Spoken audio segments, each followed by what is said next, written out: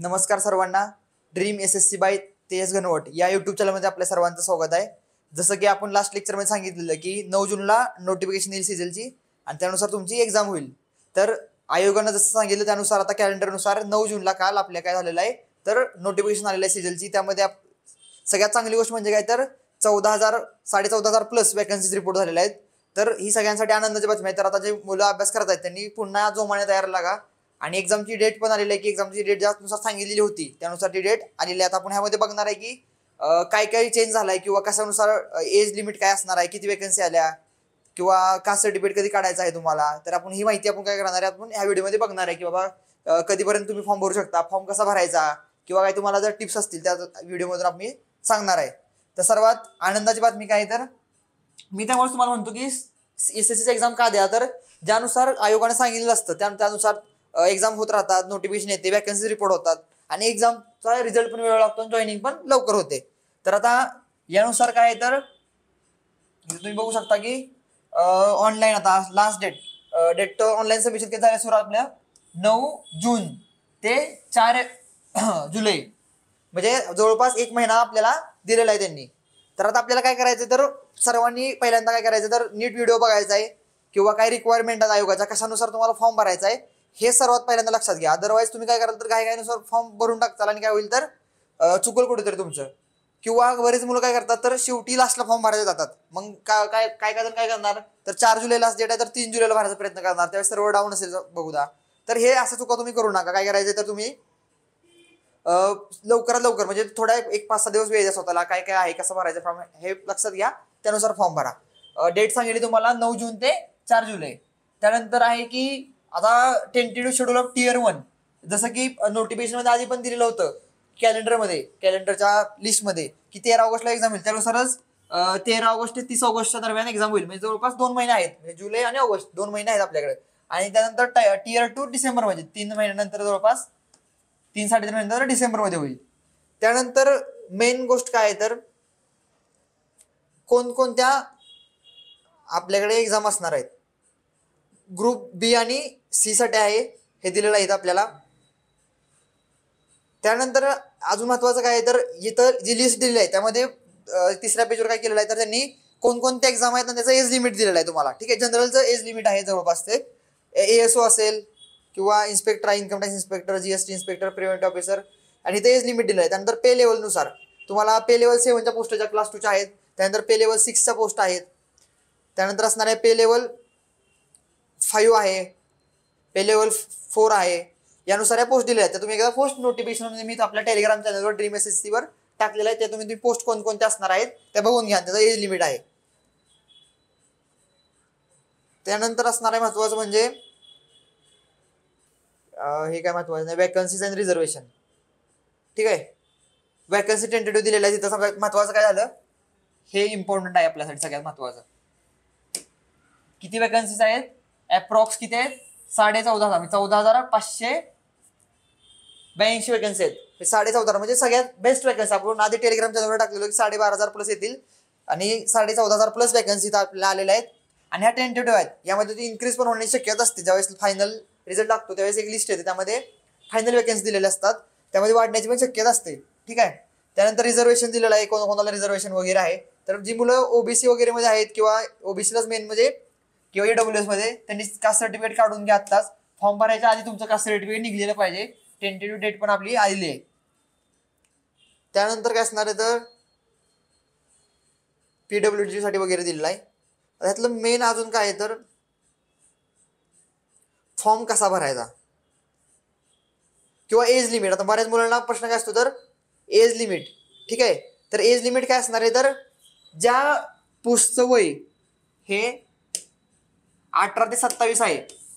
ठीक आहे, तर 27 वर्ष तुम्हाला कधीपर्यंत कंप्लीट पाहिजे तर ज्यांची birthday candidate must have been born not earlier म्हणजे 2 ऑगस्ट 1998च्या आधी जर तुम्ही जन्मलेले असाल तर तुम्हाला 18 ते 27 करायला तुम्ही फिट होत नाही. त्यानंतर अशा काही पोस्ट म्हणजे 18 ते 27 पोस्ट कोणासाठी आहेत, जर ओपन मध्ये असाल तुम्ही आणि तुम्हाला जर ग्रुप बी आणि ग्रुप सीच्या पोस्ट मध्ये तुम्हाला 27 पर्यंत लिमिट आहे. अदरवाईज जर तुम्ही 30-27च्या पुढे गेला तर तुम्हाला फक्त आणि फक्त ग्रुप बी साठी तुम्ही क्वालिफाय असता, ग्रुप सीच्या पोस्टसाठी तुम्ही क्वालिफाय असू शकत नाही. तर त्यासाठी कसं आहे तर 30-60 जर 20 ते 30 लिमिट आहे, 30 वर्ष लिमिट असेल तर तुमचं 1995 2/8/1995 तारीख आहे. तर एकदा ज्यांचं हे कोणासाठी आहे, तर ज्यांचं एज लिमिट जास्त आहे किंवा ज्यांचं वय जास्त झालेलं आहे त्यांनी एकदा हा क्रायटेरिया बघून घ्या की तुम्ही कोणत्या याच्यामध्ये बसता, तुम्ही स्केलमध्ये बसताय की 18 ते 27 मध्ये का 27 ते 30 मध्ये बसताय तुम्ही, हे बघून घ्या एकदा. त्यानंतर असणार आहे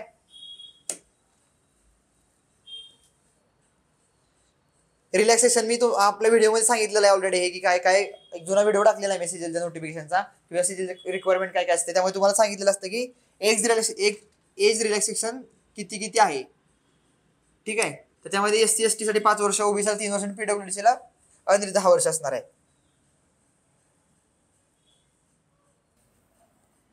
ओके, सर्वात अजून एक महत्वाचं काय तर कधी कधी फॉर्म भरताना तुम्हाला JSOचं ठीक आहे की बाबा you are qualified for JSO किंवा स्टॅटिस्टिकल इन्व्हेस्टिगेटर.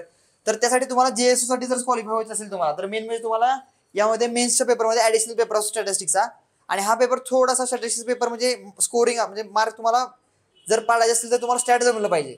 जर तुमचं स्टॅटच नसेल BSc मध्ये तर तुम्ही यासाठी टिक करू नका. ठीक आहे, दोन्ही पण स्टॅटिस्टिकल इन्व्हेस्टिगेटर आणि JSO ला, आणि यासाठी डिग्री क्रायटेरिया पण आहे तुम्हाला, bachelor of degree in mathematics कोणत्याही ऍटलीस्ट 60% तुम्हाला डिग्री पाहिजे, आणि मॅथमॅटिक्समध्ये तुम्हाला 12वी मध्ये मॅथमॅटिक्स पाहिजे किंवा स्टॅटिस्टिक्सची डिग्री असली पाहिजे. हे 2 कंडिशन आहे त्यामध्ये. आणि मी तर म्हणेल की तुम्ही काय महाराष्ट्राची मुलं आहेत त्यांनी JSO जर स्टार्ट झाला असेल त्यांनीच, किंवा स्टॅटिस्टिकल इन्व्हेस्टिगेटरला ग्रेड 2 ला जर स्टार्ट झाले तरच तुम्ही यासाठी प्रेफरन्स द्या. म्हणजे तुम्हाला पेपरमध्ये जर मेन्सच्या सुद्धा मार्क पडतील. अदरवाईज तुम्ही जर ह्याला टिक केलं पेपर जर दिला क्वालिफाय झाला तर तुम्हाला स्टार्टमध्ये काही येत नसणार त्यावेळेस. तर हे झालं स्टॅटिस्टिकल इन्व्हेस्टिगेटर आणि JSO साठी. कारण की बरेच मुलं विचारत असतात ना की बघ कशा कधी म्हणजे आम्ही क्वालिटी टिक करू का काय करू, तर टिक करायची गरज नाही, टिक केलं तर काही प्रॉब्लेम नाही. त्यानंतर सगळ्यात मेन पार्ट, ज्या मुलांचं आता क्वालिफिकेशन लास्ट इयरला आहेत किंवा रिझल्ट लागणार आहे तर त्यांच्यासाठी काय तर रिझल्ट कधी लागला पाहिजे हे तर दिलेलं आहे. तर candidates who have appeared in the final year education also however they must process essential qualification as on, म्हणजे 1 ऑगस्ट पर्यंत तुमचा रिझल्ट डिक्लेअर झालेला पाहिजे. ऍटलीस्ट तुमची एक्झाम होऊन तुमचा रिझल्ट इंट्रोड्यूस असतो तो डिक्लेअर झालेला पाहिजे डिग्रीचा, कधी 1 ऑगस्ट 2025 पर्यंत, तरच तुम्ही या वर्षीच्या एक्झामसाठी एज्युकेशन तुमचं क्वालिफिकेशन असेल. अदरवाईज तुम्ही ही एक्झाम देऊ शकता पण सिलेक्शन झाल्यानंतर तुम्ही क्वालिफाय नसणार आहे. तर इथं तारीख काय दिलेली आहे 1 ऑगस्ट 2025. तुम्ही मागापासून पाहिलं असेल की जवळपास सगळ्या डॉक्युमेंटसाठी किंवा एज लिमिटसाठी ह्यांनी जवळपास 1 ऑगस्ट ही तारीख पकडलेली आहे. हा इथं बघा इट इज डबल दिलेला आहे की तुम्हाला मी सांगितलं की रिक्वायरमेंट तुमच्या ज्या आहेत, it is related that the result of the requisite education qualification must have been declared by the institute university by the specific date. तुमचा म्हणजे त्या जे 1 ऑगस्ट दिले आहे तोपर्यंत तुमचा रिझल्ट डिक्लेअर झालेला पाहिजे. म्हणजे तुमचा रिझल्ट जरी तुमचा डिग्री सर्टिफिकेट जरी आलेला नाही तरी चालेल, पण रिझल्ट जो आहे तो डिक्लेअर झालेला पाहिजे. Otherwise it does not cut off date does not fulfil the education qualification requirement. तुमचा रिझल्ट 1 ऑगस्टच्या आधीच लागलेला पाहिजे.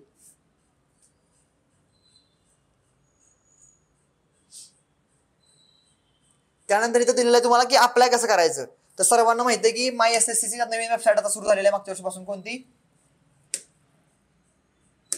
की सगळ्या आपल्या टेलिग्राम ग्रुपवर पण आहे ssc.gov.in वर. त्यानंतर तुम्ही काय करू शकता तर माय SSCचं पोर्टल पण आहे, ऍप पण आहे, त्यावर पण अप्लाय करू शकता. आता आपण सगळ्यात मेन इथं बघूया की फॉर्म अप्लाय करताना काळजी कोणती घ्यायची. तर तुम्ही आता पहिल्यांदा तर जो फोटो तुमचा अपलोड होणार आहे तो आता आधीसारखा तुम्हाला PDF मध्ये करायचं नाहीये, तुम्हाला लाईव्ह फोटो घ्यायचा आहे. तर त्यामध्ये एक इतर नोटिफिकेशन मध्ये पण दिलेला आहे की फोटो कसा असावा. तर फोटो तुम्ही तुमचा हा स्पेक्ट नसलेली म्हणजे चष्मा घातलेला नसावा. त्यानंतर कानामध्ये हेडफोन नको कोणतंच, किंवा कोणती हेअरस्टाईल करून केसाला टोपी घालून नको, केसावर कॅप नसली पाहिजे डोक्यावर, म्हणजे स्पेक्ट नकोत, कॅप नकोत, किंवा काहीतरी कानात घातलेलं वगैरे असलं काही नकोय. तुम्हाला सिम्पल कॅमेरा ऑन करून फ्रंट कॅमेरा ऑन करायचा आहे आणि तुमचा फेस पूर्णपणे त्या कॅमेरामध्ये दिसेल अशा लेवलला तुमचा फेस दिसला पाहिजे. डोळ्याच्या आईट साईडला तुम्ही कॅमेरा पकडायचा आहे, पूर्ण तुमचे कान वगैरे दिसले पाहिजे, पूर्ण चेहरा गोल हा दिसला पाहिजे त्यामध्ये. ठीक आहे, अदरवाईज तिथं लिहिलेलं आहे की ज्यांचा फोटो लाईव्ह फोटो हा क्लिअर नसणार आहे त्यांचं ऍप्लिकेशन हे रिजेक्ट होण्याची शक्यता आहे. त्यामुळे प्रत्येकाने काळजी घ्या. ट्राय करा की ज्याचा कोणाचा मित्राचा मोबाईल, तुमचा मोबाईल जर चांगला नसेल तर मित्राच्या मोबाईलवरून भरा. त्यानंतर जर तुमचा लाईव्ह फोटो जर तुम्ही ssc.gov वर गेला आणि तिथं जर तुमचा कॅप्चर होत नसेल किंवा काहीतरी ग्लिच येत असेल टेक्निकल, तर त्यांनी अजून एक ऑप्शन दिलेला आहे की तुम्ही माय SSC ॲपवर जावा आणि माय SSCच्या ॲपवरून कॅप्चर करा फोटो. म्हणजे तुम्हाला 2 ऑप्शन दिलेले आहेत आणि ही काळजी प्रत्येकाने घ्यायची आहे. पूर्ण फोटो तुमचा क्लिअरली दिसला पाहिजे तरच तुम्ही फॉर्म तुमचा सबमिट होऊ शकतो. अदरवाईज काय होऊ शकतं की तुमचा फॉर्म रिजेक्ट होण्याची शक्यता आहे. रिजेक्ट जर झाला तर एवढा सगळा अभ्यास केलाय तो वाया जाईल. त्यामुळे सगळ्यांनी काळजी घ्या. फॉर्म भरताना फॉर्म करताना सगळीकडे तुम्ही इझिली तिथं सगळं टायपिंग करायची किंवा तुम्हाला माहिती इन्फॉर्म करायची आहे. हीच एक प्रोसेस आहे की तुमचा फॉर्म भरताना फोटो आणि साईन ही नीट गेलेली पाहिजे. ठीक आहे. सिग्नेचरला पण तसंच आहे. पीडीएफला तुमची पीडीएफ ही चांगल्या क्वालिटीची साईन वगैरे दिसली पाहिजे. अदरवाईज तुमचा फॉर्म रिजेक्ट होईल. As well mobile app available website commission. ठीक आहे. मोबाईल ॲप पण तुमचं दिलेलं आहे ते कसं आहे. त्यानंतर ओटीआरचं तर तुम्हाला माहिती मिळालीच आहे की ओटीआरला काय तर 1 टाइम रजिस्टर ज्यांनी केलेलं आहे ते ठीक आहे. अदरवाईज त्यांनी नसेल केलं तर त्यांचं बाकी डॉक्युमेंट चेक केले जातात एक्झामच्या वेळेस. त्यानंतर इथे तुम्हाला दिला की जो फोटो तुम्ही कॅप्चर केलेला आहे तो डबल तोच फोटो नको. म्हणजे बॅकग्राऊंड तुम्हाला मी सांगितलं तुम्हाला की काय असलं पाहिजे. Find a place where good light plain आणि बॅकग्राऊंड प्लेन पाहिजे. बरेच मुलं काय करतात तर कुठेही म्हणजे नॉर्मल झाडं आहेत मागं त्या मागं फोटो काढतील. तर ही सगळ्यात म्हणजे भिंत असेल प्लेन एखादी त्या भिंतीच्या मागे फोटो काढा किंवा पडदा असेल प्लेन व्हाईट कलरचा कोणत्याही कलरचा त्या मागे फोटो काढा. तुम्ही कुठेही रँडमली क्लिक करायला जाऊ नका फोटो. ठीक आहे. मागचं बॅकग्राऊंड जे असणार आहे ते प्लेन असणार आहे. ते दिलेलं आहे बॅकग्राऊंड प्लेन आहे. Ensure the camera is eye level सांगितलं तुम्हाला मी. त्यानंतर फ्रंट बघायचं आहे स्ट्रेट. त्यानंतर चेहरा पूर्णपणे कॅमेऱ्यामध्ये पाहिजे. म्हणजे हे मेन तुमची गोष्ट आहे की फोटो कसा कॅप्चर करायचा आहे. कॅपचं वगैरे सांगितलं मी तुम्हाला. त्यानंतर in case no shoot candidate capture photograph ही पण तुम्हाला सांगितलेलं आहे की विल बी रिजेक्टेड. त्यानंतर असणार आहे पीडब्ल्यूडी कॅन्डिडेट दिलेलं आहे.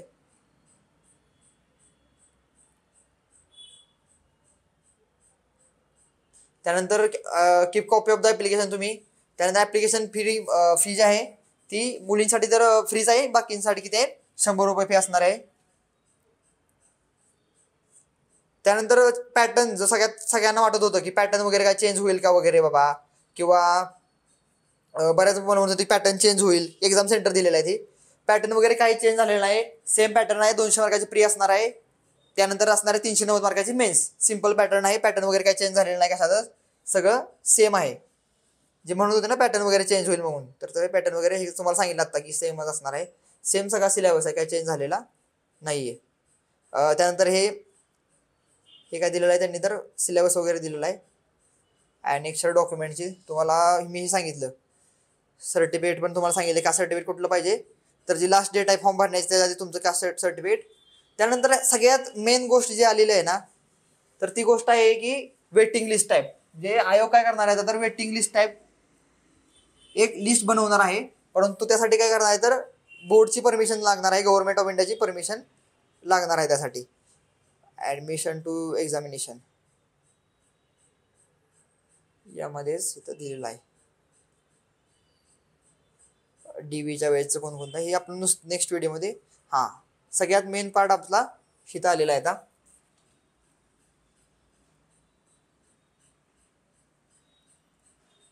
आता इथं काय लिहिलेलं आहे as per the policy of the commission SSC does not maintain a waiting list in respect of multi factor examination condition by however it is commission final. काय होते तर बऱ्याच SSC वेटिंग लिस्टची प्रोव्हिजन ठेवत नाही. परंतु काय होते तर असं आयोगाला लक्षात आलेलं आहे की आता बऱ्याच शिक्षकांनी जे SSC आहेत नॉर्थचे त्यांनी रिक्वेस्ट केली होती की वेटिंग लिस्ट आणा. तर त्यांचं असं म्हणणं आहे की वेटिंग लिस्ट आम्ही आणणार आहे पण त्याला वेटिंग लिस्ट नाव देणार नाहीये. कारण की काय होते तर त्यांच्या असं लक्षात आलं वेटिंग आयोगाच्या की बाबा जागा वॅकेंट राहतात. बरेच लोक काय करतात तर स्टेटसाठी डबल एक्झाम देतात किंवा पोस्ट अजून चांगली मिळावी क्लास 2ची त्यांना जी पाहिजे आहे ती तर त्याचे डबल एक्झाम देत असतात. त्यामुळे दरवर्षी काय होतं तर रिझल्ट नंतर किंवा DV नंतर वगैरे किंवा जर एखादा ती पोस्ट मिळालीच नाही तर तो DVला जात नाहीये. मग अशा जर काय पोस्ट असतील जे की DVला जातच नाहीत तर त्यानंतर ती काय करणार आहे तर एक स्लायडिंग सिकिंग टू म्हणजे स्लायडिंग ॲप्लिकेशन म्हणजे किंवा काय म्हणतो आपण त्याला वेटिंग लिस्टला त्यांनी नाव दिलं की स्लायडिंग फॉर्म तयार करणार आहेत. तर त्यासाठी काय असणार आहे तर की पण परंतु त्याला प्रॉब्लेम असा आहे की स्लायडिंग स्कीम जी असणार आहे तर स्लायडिंग स्कीम म्हणजे वेटिंग लिस्ट म्हणा तर ती आता गव्हर्नमेंट ऑफ इंडियासोबत ठेवणार आहेत. त्यानंतर जर अप्रूव्ह झालं तर ते आपल्या आयोगाच्या डॅशबोर्डवर किंवा आयोगाच्या साईटवर ते दाखवतील. त्यानंतर अजून एक सगळ्यात महत्त्वाचं काहीतरी फॉर्म भरताना तुम्हाला मी मागे सांगितलं की वेळेवर फॉर्म भरा. लास्टला जाऊ नका कारण की साईट बऱ्याचदा हँग होते. बरेच लाखो मुलं फॉर्म भरत असतात. ह्यामध्ये अजून चेंज असं झालंय की नॉर्मलायझेशनचा फॉर्म्युला चेंज झालेला आहे. नॉर्मलायझेशन आधी जी लोएस्ट मार्क ॲव्हरेज म्हणजे लोएस्ट ॲव्हरेजेस आहे त्या शिफ्टनुसार व्हायचं. आता मिडियम जी शिफ्ट असणार आहे ॲव्हरेज असलेली त्यानुसार नॉर्मलायझेशन होईल. त्यामुळे जास्त काय आता मार्क इन्क्रीज वगैरे काय होणार आहेत. म्हणजे होपफुली असं की 24 सारखं जसं जास्त इन्क्रीज झाली मुलांचे नॉर्मली मार्क नॉर्मल जास्त झालं तर त्यानुसार काय होणार नाही असं आयोगानं ट्राय करणार आहे 2025च्या एक्झाममध्ये. तर तुम्ही सगळ्यांनी पहिली स्टेज हीच आहे एक्झामची की बाबा तुम्ही फॉर्म नीट भरा. मग असं सांगितलं तुम्हाला सगळ्यात मेन गोष्टी फॉर्ममध्ये ह्याच आहेत की तुमची डिग्री असली पाहिजे 1/8/2025च्या आधीची. ते तर एज्युकेशन क्वालिफिकेशन आहे. त्यानंतर तुमचं इकडे कास्ट सर्टिफिकेट EWS आणि OBC लक्षात ठेवा. तुमचं कास्ट सर्टिफिकेट किंवा तुमचं उत्पन्नाचा दाखला असेल हे सगळं फॉर्मची लास्ट तारीख जी आहे मी लास्ट पण म्हणत नाही 1 ऑगस्टच्या आधीचा असा काढून ठेवा. आता वेळ आहे भरपूर तुम्हाला आत्ताच काढून ठेवा. त्यानंतर असणार आहे की साईन फोटो नीट अपलोड करायचा आहे. फोटोचं पण तुम्हाला मी सांगितलेलं आहे. त्यानंतर एकदा फॉर्म भरल्यानंतर एकदा फॉर्म तुम्ही डाउनलोड करून ठेवा. पेमेंट झाले समजा पेमेंट सक्सेसफुल झालं की नाही हे एकदा चेक करा. बऱ्याचदा असं होतं की तुम्ही लास्टला फॉर्म भरत आणि पेमेंट म्हणजे तुमचं सक्सेसफुल होत नाहीये. तर त्यामुळे ही सगळी काळजी घेऊन तुम्ही फॉर्म भरा. वेळ घ्या. काही जरी गरज लागली तर आपल्याला ड्रीम SSCचं चॅनल आहे त्यावर तुम्ही टाका. तुम्हाला डाऊट तुमचा सॉल्व्ह होईल. बरेच मुलं त्यावर आपल्याला कनेक्ट आहेत मराठी मुलं तर ती तुम्हाला डाऊट सॉल्व्ह करतील. ठीक आहे. तर कुणाला काय डाऊट आला असेल तरी फॉर्म भरा. आणि ही माहिती जास्तीत जास्त लोकांपर्यंत पोहोचवा की SSC सीजन 2025 नोटिफिकेशन आलेलं आहे. जवळपास 14,500 वॅकन्सी त्यामध्ये रिपोर्ट होणार आहेत. तर त्यामुळे तुमच्या सर्वांना काय करायचं तर हा फॉर्म भरायचा आहे. आणि ज्यांचा अभ्यास ऑलरेडी सुरू आहे त्यांना अजून जास्त वेळ भेटलेला आहे कारण की एक्झाम आता लेट झालेला आहे. कारण की आधी जुलैमध्ये एक्झाम होणार होती तर ऑगस्टमध्ये एक्झाम होणार आहे. तर चांगल्या पद्धतीने मॉक टेस्टला सुरुवात करा. आतापासूनच मॉक टेस्ट तुम्ही डेली एक दिलेला पाहिजेत. तर आपला नोटिफिकेशनचा ह्यानंतर आपण एक नेक्स्ट व्हिडिओमध्ये आपण मॉक टेस्ट कसं द्यायचा किंवा अनालिसिस काय किंवा 2 महिन्यामध्ये तुम्ही काय केलं पाहिजे याची आपण माहिती घेऊया. थँक्यू.